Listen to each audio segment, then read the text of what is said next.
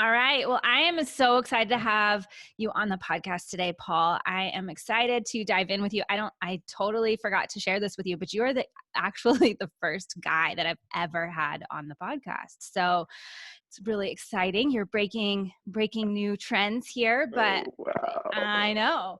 But I know that what you talk about in helping people with self-love and all of that is so powerful, and so much of your audience is women and moms in general. So I think hmm I'm excited to dive in with you and break that trend that we had running. So thanks for hopping on.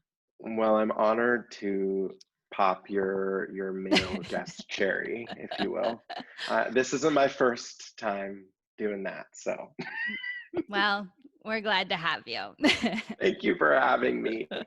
I love moms. Moms are the best. My mom is the best. All moms are the best. I think that it's really important that moms focus on self-love, and it's really hard to do at times. Yeah. And I'm really passionate about reframing that because it isn't hard. It's just a decision that you're making, right? Yeah. Yeah. So we'll talk all about it. Yeah. Yeah. So before we just jump right on in, like right off the bat, you are a self love coach, but what else do people need to know about you? Yeah, so, well, my name is Paul Fishman. I'm a self love coach and you do you activist on a mission to empower and inspire humanity to love unconditionally. And for me, that really means starting from within. I'm also really passionate about giving women the tools to live a fun and easy life focused on soul driven alignment and radical self love and just ease, like Yeah. relaxation. Uh, More often than not in this life, we've been conditioned to think that, for lack of a better term, that it's a man's world and you got to do it like a man to be successful. And that is not true at all. I think a lot of what's missing in this world, in this universe, is that feminine flow, that Hmm. beautiful energy of alignment and attraction and magnetism that has just been pounded out of us. And it's really this divine mission of mine as a man to speak into that void and expand our beliefs on how to be successful, how to love ourselves, and why the femininity in every single one of us, yes, even you dads, is important not to lose. Yeah. Yeah. So, what would you like before we even dive in? I know self love can be such a big, broad topic, and so many people can have different definitions of what that actually even means or looks like. So, when you talk about self love, what is your definition of self love? Like, what does that even look like? Yeah, so self love, if we take both words, self and love, and we separate them, the word self is the individual, and love means devotion. So self love to me is simply getting devoted to your individuality, knowing that you, as you are, were placed on this beautiful planet to show up as the only you that there ever will and is. Yeah. So, so getting super crystal clear on who you are and then living every day as that human. Yeah. Why do you think it's so hard? Like, why do when we talk about self love and we talk about like loving ourselves, it seems like it would, like you even said at the beginning, it's like changing that stereotype of why it's so hard. But why do you think people think it's so hard? Like, I have clients who, we've worked together and I ask them like what things make them excited and what things make them happy, what things restore their cup. And oftentimes they have no clue. So Mhm. why do you think that is? Why do you think it's been like in our society, it's so hard to focus in and find that love for ourselves? There's a couple of things. I definitely think that it's fear of other people's opinions or Mm, FOPO. And also, this whole idea of like, oh, I don't know what fills my cup. I personally believe, and it pretty much reigns true in every conversation I have, that when we say I don't know, what we're really saying is I'm scared. I'm mm, scared to admit it, right? There a lot of people when they lose themselves and they hit rock bottom and they come to me and they're like, Paul, I'm so miserable in my life. I look in the mirror and I hate the person staring back at me. What am I supposed to do? I'm like, well, what would you do if you could do anything? I don't know. It's like this quick response. Yeah. And I'm like, okay, let's take a little deep breath because that's not true. You do know you're just freaking terrified to say it. And this is ultimately why we run into any problem. It's because we're unwilling to say, this is what I want, this is what I deserve, and I'm going to go out and get it. Yeah. Like moms, for instance, you have your kids and you wake up, you have purpose within taking care of them. And then we hit a roadblock and it's just like crying in the bathroom. I don't have any time for me. I'm so sad, like, drinking your mommy juice, your wine to like get through. And all the while, you haven't even sat down with your partner and say, hey, I need your support for just 10 minutes a day so I can have some alone time, Yeah. because you're unwilling to shake anything up because it's worked this long. Mhm. Why not just do it the same way? And this is really the biggest issue because we're unwilling to shake up our realities to make our best realities. Yeah. Well, yeah, and even you talk about like the fear. I think sometimes it's even like you think about the fear that you have more control over why you feel so crappy in the first place. That, Mhm. like it's that fear of facing that you don't have to stay there. Whereas if we don't even face it, it's like, oh, this is just circumstances. Like I can't change anything about that. And I think I mean, for me, I know that that was a place I was at too, was like that fear of, wow, am I really choosing to be in this place more than I think I am? You Mm, know? I think that's really, really important and valid to share. Mhm. And also like you are in complete control of your life. It might not Mhm. feel that way, but that's just because you've released control and it's time to take it back. I was just going over in my head if I wanted to say this, and I'm just gonna say it. Um, if you are using your kids as an excuse to not live your best life, that's on you. Yeah. That's not your kid's fault. That's not your partner's fault. Like at one point, your kids were a decision, right? If they were a decision that you made to welcome into your life. And if you're struggling with that decision, that's on you.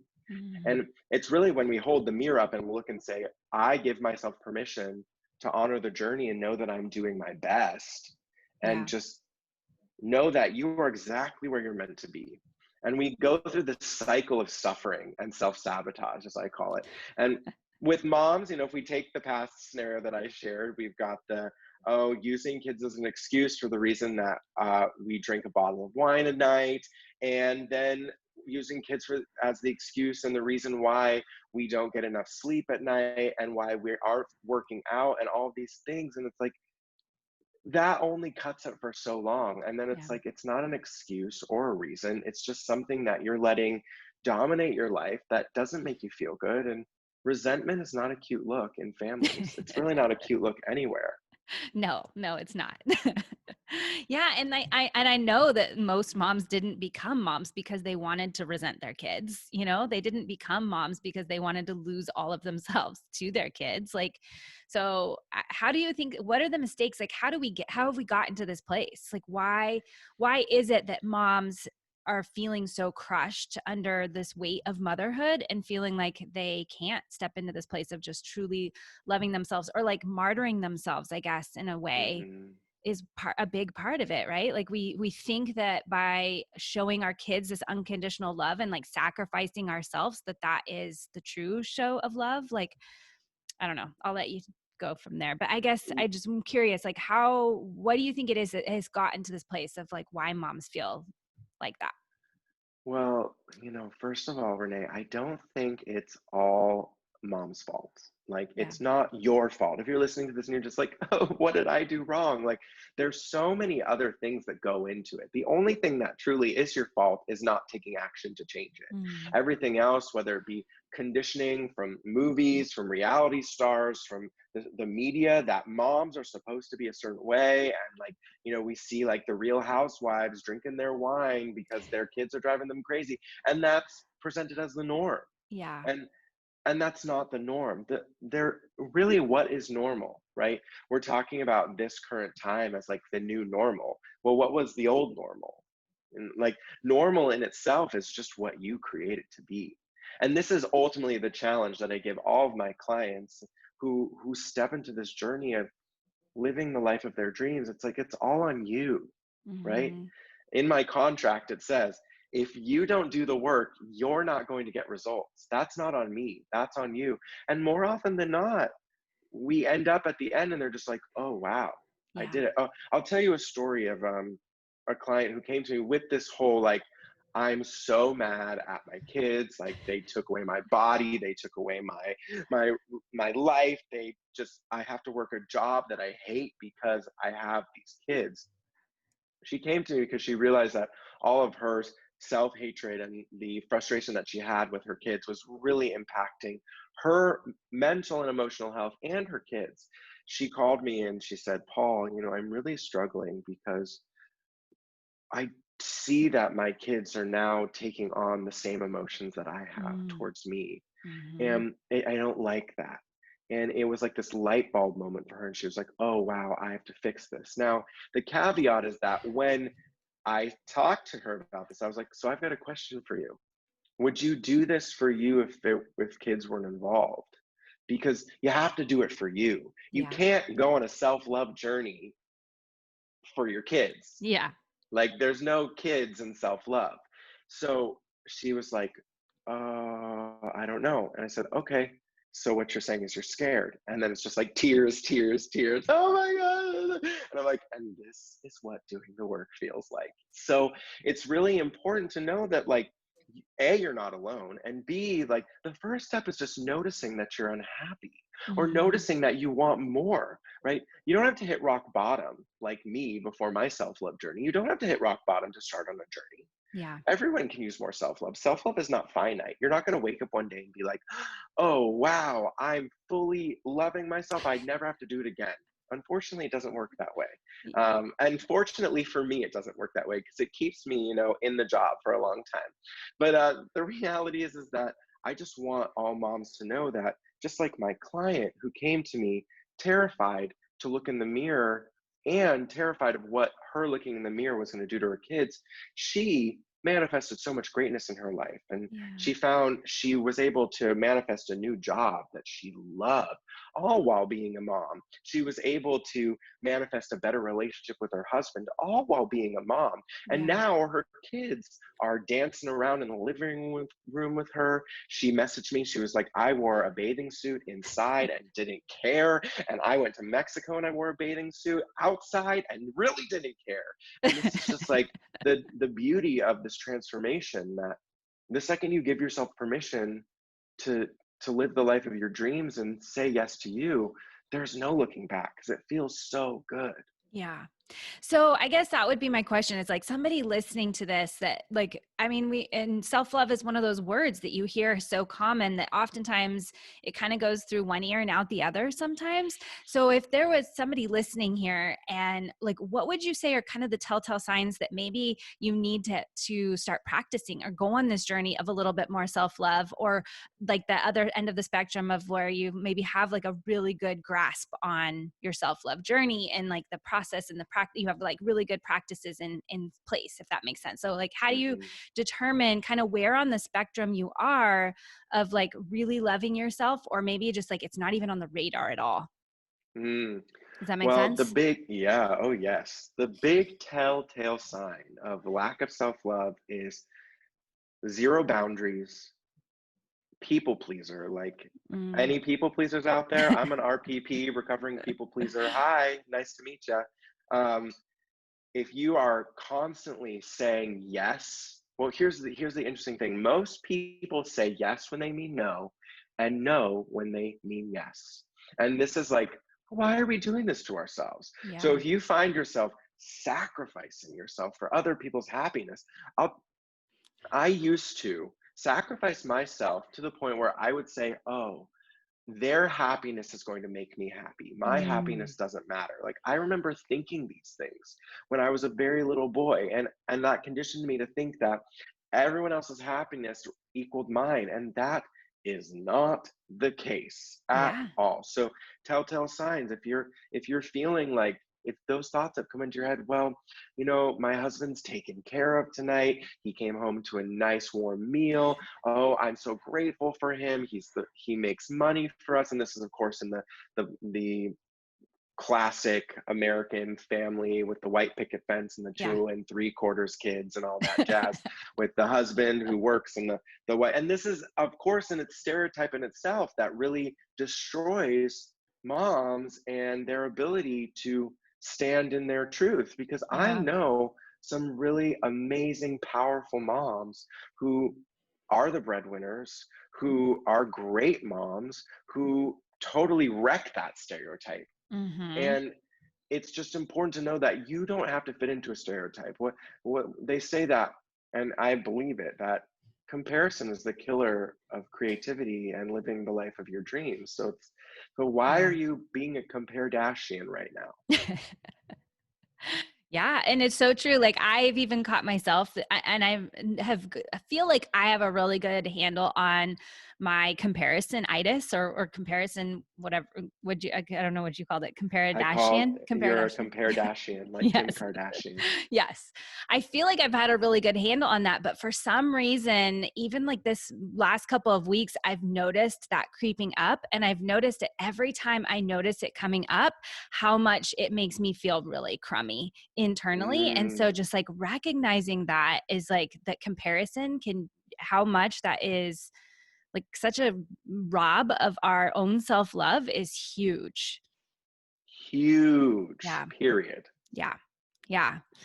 So if somebody's wanting to kind of like go on the self-love journey, like I know that when I've worked with clients, they oftentimes are like, I don't even know where to start. So what would you say to them if they're wanting to practice a little bit more of this self-love and learning to love themselves and learning to understand who they are and what things they enjoy and what makes them happy and really like standing in their own, what would you say? Well, there's a couple of easy things that you can do to get started. First step is actually noticing and exclaiming that you want to practice self-love. Mm, That's the first step. The second step is embodying the truth that is you're not making any time for it now. Like you have to admit that is going on yeah. before you diminish all of the other things. So a lot of people like to grace over the dissatisfaction and just dive right in. They want a lot of people just wish that we could order self love on Amazon Prime and get it delivered in 2 days, sometimes in 24 hours, right? And that's just not the case. So, first step is noticing. Second step, which is probably going to make a lot of you cry who are listening, go look in the mirror and smile at yourself. Lock eyes and smile at yourself. That's it. Mm, Spend 60 seconds doing that. See how uncomfortable you get. yeah. It's and notice all the thoughts that are coming in your head. Maybe you're going to get angry at me. Oh, I hate that Paul guy. I can't believe he's making me do this, right? Yeah. Oh, okay, I made you do it. You actually chose to do it. Surprise, surprise. So there's something deep inside of you that really wants to do the thing. And so that's one thing you can do. And if you want to add something additional to it, you can drop this mantra that I created to really embody self acceptance and that journey. So you look at yourself in the mirror, lock eyes, and say, I give myself permission to be okay with where I am. Mm, I honor the journey and know that I am doing my best. I love and accept you. I love and accept you. I love and accept you. So say it. You might cry. You might have a mm. hard time even getting the words out. You might start laughing. I've had clients start singing while doing it because it's so uncomfortable. So uncomfortable, but Yeah. it's so worth it. Yeah. Well, and I've talked with, I think you probably know Chiffon, and she has worked with plus size brides in the self-love sort of realm, and she has her clients do it completely naked, which I think is even more vulnerable. But I think it's just going back to that idea of when we can fully see ourselves and fully see where we're at and like stare at ourselves, look at ourselves in the eye, and then truly embrace all of who we are in that loving sort of way. It's so profound. It's huge. Yeah. And then if you're like, okay, Paul, those things don't work for me, I also have a free quiz on my website that you can take. It's only 5 questions, and there's you take it and I'll tell you the exact self-love strategy that's going to work for you and give you the assets to make it part of your daily routine. Awesome. Yeah. Awesome. Okay, well, Paul, we've gone into a lot, and I know that this is such a deep, layered thing and process, and it's not just like a, you know, like a checkbox that we do, and that there's like a whole journey that we can do and explore in this realm. So, if somebody wants to follow along with you, or get in touch with you, or dive in deeper with you, how can they do that? Yeah, so you would go to Instagram is a great place to connect with me. It's my name at Paul Fishman, first name Paul, last name Fish, like the things that swim in the sea, man like me. And you can also go to my website, paulfishman.love, and that quiz will pop up for you and all of my services and then you can also listen to my podcast, The Road to Self Love, here on the internet. Awesome. And you do your podcast all in the car, right? Yes, it's Okay. been kind of thrown through a loop now because nobody wants to spend time with me in the car for some strange reason. But it's been really exciting. So I'm rethinking it now and seeing. And I've done a couple of episodes on Zoom. I just love being in people's energy. It's not Yeah. the same. Yeah. It's really tough, but sometimes I just have to release and to be bigger and better and more powerful. Yeah, That's it. yeah, for sure. Constantly adjusting. So, if Mhm. there was one last thing that you want to leave people with before we end, what would that be? If you are listening to this message is for you and you alone. Mhm.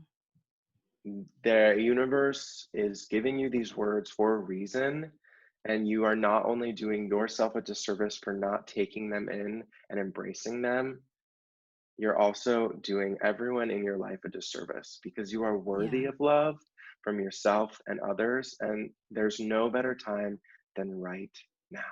yeah. Love that. Love that. Thank you so much, Paul, for jumping on. It was a pleasure to have you and a pleasure to talk Absolutely. and just dive in. And yeah, just I hope that every woman knows out there that they are deserving of self-love, and that it's freely available to them, and that it's like you said, it completely transforms your world and ripples into all other areas of your life when you can embrace yourself and just get to know yourself and love everything about yourself. And even those flaws and those strengths, like even recognizing strengths, I think is so powerful. Like sometimes we diminish what we're good at and what we're capable of and see them as flaws. And I think when we can step Right. into that and just own that, it can completely transform everything. Amen. Celebrate Yeah. what you have, not what you Yeah. want. Yeah. Yeah. Mm, Cool. Thank you so much, Paul. It was a pleasure having you on. thank you.